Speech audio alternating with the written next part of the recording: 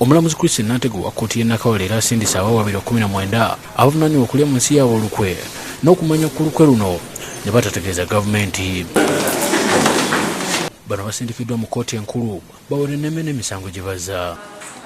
Bano bakulembedde Sheikh Mutabu Kenya, Aisha Nakasiba nti n'abalala ng'emisango gino baagiddiza mu bitundu by'e Kampala omuli Nalukolongo n'ebirala bye beetaba mikolo by'okuwandiika abayeekera n'okubawa ensimbi. N'ebitundu ebirala ebweru wa Uganda nga mulimu United Arab Emirates, Kenya ne Tanzania. N'enkobaana okujjako gavumenti ya Uganda nga mukola ebikolwa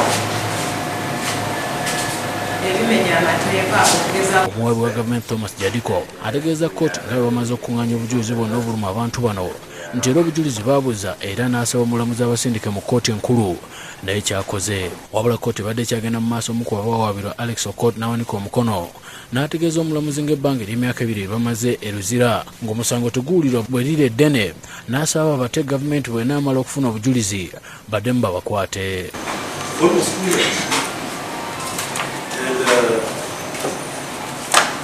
If it was not that it stated that we have not to say anything, I would really pray for objection to this indictment. Kkooti ebadde esingamu basirikale b'amakomera era ng'oluvannyuma abawabira bazziddwa mu bbaasi y'amakomera ne baddizibwa eruzira wakati mu bukuumi obw'amaanyi.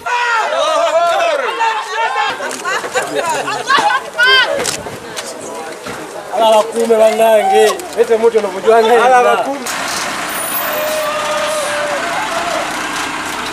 Bulida Butwaha Mayanja oluvannyuma kkooti ategeeza bw'ati musango guno. Naye engeri abasindise mu High Court katwe tugenda okulaba oba beetegefu okubawozesa oba nedda.